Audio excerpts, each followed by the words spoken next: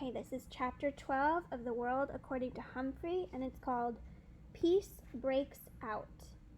Now that's an interesting title. Usually you think of war breaking out and not peace breaking out, but Humphrey is saying peace breaks out.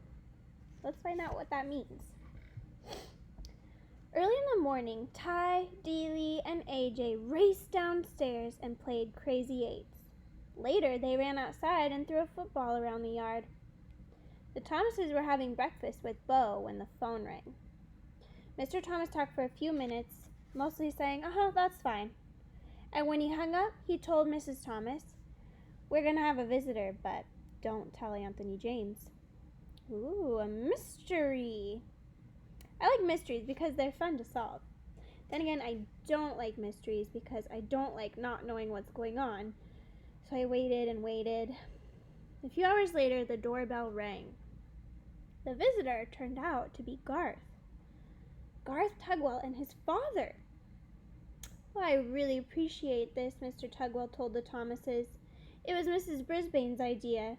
Since Garth can't have Humphrey at our house right now, she suggested that he could help AJ take care of him over here." "Sounds like Mrs. Brisbane. As if I'm trouble to take care of." But Garth had been crying because he couldn't have me. So maybe she was trying to be nice. After Mr. Tugwell left, Mr. Thomas called AJ in. AJ ran into the room and practically backed out when he saw Garth. "We have a guest," said Mr. Thomas. "Shake hands, Anthony. Garth is here to help you take care of Humphrey." AJ and Garth reluctantly shook hands. "How come?" asked AJ. Garth shrugged his shoulders. "Mrs. Brisbane said to." "Well, come on, we'll clean his cage and get it over with," AJ said. The boys didn't talk much while they cleaned the cage, but they started giggling when they cleaned up my potty corner. I don't know why that makes everybody giggle. After they stopped giggling, they started talking and kidding around, and they decided to let me out of the cage. So they took a set of old blocks from Dealey's room and built me a huge maze. Oh, I love mazes. And when we were all tired of that game, AJ offered to teach Garth to play Crazy Eights, and then Ty and Dealey joined them in a game of Go Fish. Nobody mentioned the TV. Nobody shot any rubber bands. Later in the afternoon, the kids were all outside playing football. I was fast asleep until Mrs. Thomas came into the den with a broom and started sweeping. A minute later, Mr. Thomas entered. "What are you doing, hon?" "What does it look like I'm doing? I'm sweeping. You know, all the snacking we do in here makes a real mess on the floor," she said. "Bo's asleep?" her husband asked. "Uh-huh." Mr. Thomas walked over to his wife and took the broom away from her. "Then you sit down and rest a spell, hun. I'll sweep. Go on, don't argue." Mrs. Thomas smiled and thanked him and sat down on the couch. And Mr. Thomas swept all around the outside of the room, even behind the TV. Uh-oh. When he got there, he stopped sweeping and leaned down. "Well, I'll be," he muttered. "What's wrong?" asked Mrs. Thomas. "The TV's unplugged," he said. "It's unplugged." He came out from behind the TV, plug in hand, and a very puzzled look on his face. "But it couldn't have just come unplugged while we were sitting there watching. I mean, a plug doesn't just fall out." "Well, plug it in, see if it works," his wife told him. Well, you guessed it. The TV came on bright and loud as ever. "I don't get it," Mr. Thomas muttered. "But at least we don't have to pay to get it fixed." Mrs. Thomas stared at the screen for a few seconds, then glanced out at the window at the kids playing happily outside. "Charlie, what do you say we keep it unplugged for a couple more days?" she asked. "We just won't tell the kids." Mr. Thomas grinned. Then he bent down and unplugged the TV. "Couldn't hurt," he said. He put down the broom and sat on the couch near his wife, and the two of them just sat there in the den, giggling, like Stop Giggling Gale. And suddenly Mr. Thomas looked over at me. "You don't mind a little peace and quiet, do you, Humphrey?" No, no, no, I squeaked, and I promptly fell asleep. Things were a lot better when AJ, Garth, and I returned to room 26. No rubber bands flew through the air. Garth didn't trip anybody or make fun of anybody. That meant Gail didn't get into trouble for giggling. Heidi didn't get in trouble for speaking out without raising her hand because she wasn't trying to tell Miss Brisbane what Garth had done. The best change was Saye, who did raise her hand every single day. One day she raised her hand to volunteer to stay in during recess to clean the chalkboard. Miranda raised her hand too, and Mrs. Brisbane chose them both. Girls, I think I can trust you to stay here while I run this report down to the principal's office, Mrs. Brisbane told them. Of course she could trust them. And once the girls were alone, they began to talk. I really liked your singing, Miranda told Saye. Thanks.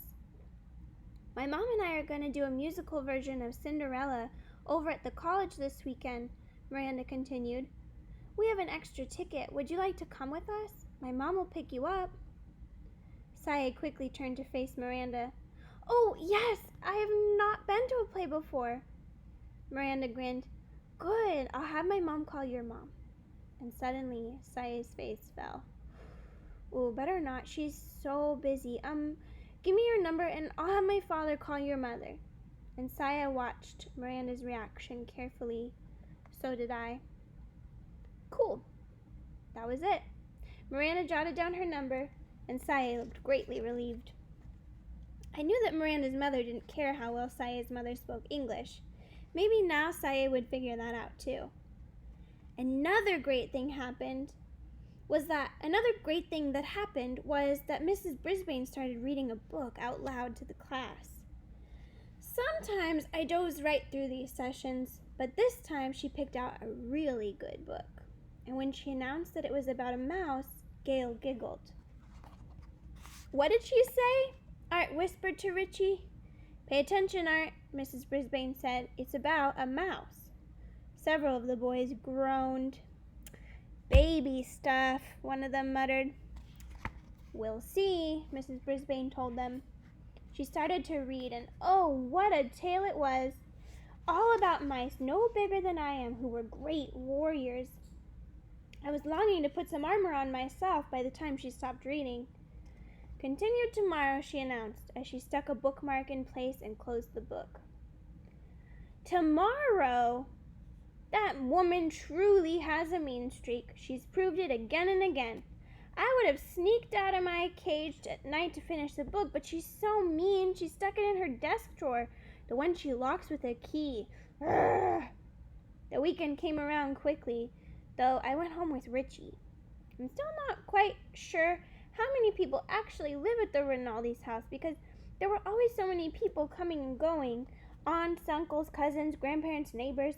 One meal seemed to flow right into the next, as Richie's mom was very generous with treats. And I'll tell you one thing, you could never be lonely or hungry at the Rinaldi's house. On Sunday afternoon, guess who showed up? Remember Richie's uncle? That's right, Aldo Amato. This time, my buddy Aldo was not so lonely because he brought along his girlfriend Maria to meet the family. She was a very nice lady who wore her long hair piled up high on her head. She was dressed in bright red from head to toe, red earrings, red sweater, red skirt, and red shoes. I think red is a very happy color, and I think Maria is a very happy person, especially when she's with Aldo. All the Rinaldis made a big fuss over Maria and praised the bread and cookies she brought from the bakery where she worked. After all the commotion of the arrival died down, I heard Aldo tell Maria, "Now, there's someone really important I want you to meet." And he introduced her to me. Believe it or not, Humphrey is one of my best friends, he told her, and he was the very first friend I told about you. Well, then I am honored to meet you, Humphrey, Maria said, smiling down at me. The pleasure is all mine, I squeaked. See, he likes you, said Aldo, and indeed, I did. The world seemed like a pretty nice place for a handsome young hamster like me, I can tell you. I was sitting on top of the world when I returned to room 26 on Monday. But I just about toppled off when Mrs. Brisbane made an alarming announcement. Class, as you know, this will be a short week due to Thanksgiving, she said. And that means Humphrey will need a home for 4 days instead of 2. Now, who wants to volunteer? You won't believe what I'm gonna say. Not one hand went up. I actually fell off my wheel. Mrs. Brisbane was surprised too. No one? She asked. Heidi, didn't you want to take Humphrey home? Oh, yes, but we're going to my grandma's house for Thanksgiving, she explained. Art, didn't you ask for Humphrey last week? Mrs. Brisbane asked. Yes, but we're having all my relatives for Thanksgiving and Mom says it wouldn't be a good time, Art explained. And so it went. Every single classmate had big plans for Thanksgiving, plans that didn't include having an extra hamster around. I was worried. I didn't want to spend 4 days alone in room 26. I worried all day Monday, I worried all day Tuesday, I worried even more all day Wednesday. And at the end of the day, Principal Morales stopped by to give Mrs. Brisbane an envelope. I think it was her paycheck because she was especially glad to see him. I have a huge favor to ask, she said. Sure, Sue, what is it? Asked Principal Morales. He wore a tie with little turkeys all over it. Could you possibly take Humphrey for the weekend? I had my paws crossed that she'd say yes, but Principal Morales didn't even smile. Oh, Sue, I'd love to, but we're going out of town for the holiday, he told her. Another time I'd love to. Another time wouldn't matter. I needed a place to go now. But after the principal left, Mrs. Brisbane sighed and began gathering up her papers. Then she turned to me. Well, Humphrey, looks like you're going home with me for Thanksgiving, she said grimly. My fate was sealed. I was going to go to the home of the woman who had once vowed to get rid of me for 4 whole days, and frankly, I was worried I'd never come back. Tip 12. If you must leave your hamster with the caretaker, make sure that it is someone you know and trust. Guide to the Care and Feeding of Hamsters by Dr. Harvey H. Hammer.